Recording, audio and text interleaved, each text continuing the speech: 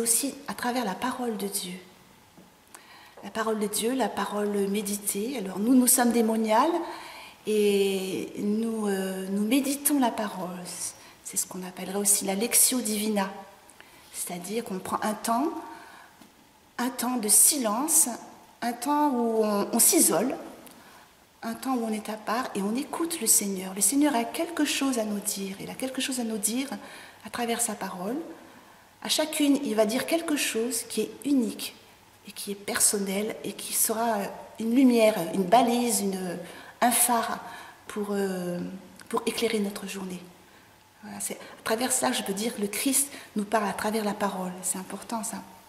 Et puis, le Christ aussi nous parle aussi à travers les événements et les circonstances. Vous voyez, je vous ai dit tout à l'heure dans mon témoignage que c'est à travers une homélie, à travers une revue, que le Christ m'a parlé. Et c'est vrai que le Christ nous parle à travers des événements. Alors à nous d'être attentives, toutes disponibles, il nous parle. Et je suis très étonnée quelquefois de voir des événements. Tiens, pouf, une chose me répond à ce que j'attendais, une question, je me pose et pouf, un événement arrive. Ah, ça y est, c'est une réponse. Le Seigneur m'a parlé à travers ça. Voilà. Et puis le quatrième point, le Christ est présent aussi dans mes sœurs. J'ai dit tout à l'heure que le Christ était présent au-dedans de moi-même et qu'il fallait faire le silence au-dedans de moi-même. Donc j'ai à respecter aussi ce silence qui est dans mes sœurs, parce qu'elles portent le Christ. Et c'est vrai que chez nous, Monial, on a travaillé, à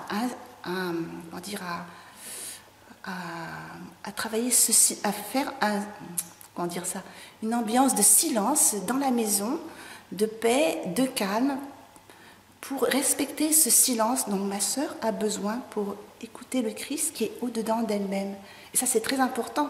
Donc, comment on va le faire, ce silence? C'est bon, en étant silencieuse dans nos actions, dans nos déplacements, faire attention de ne pas parler à voix haute, par exemple, pas de critique, pas de jugement, pas de paroles qui peuvent troubler intérieurement une sœur. Voilà, parce que je la respecte, parce que je respecte le Christ qui est en elle.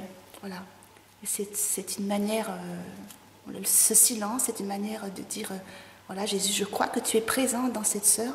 Je te respecte, je te fais la première place, je fais silence en moi, autour de moi.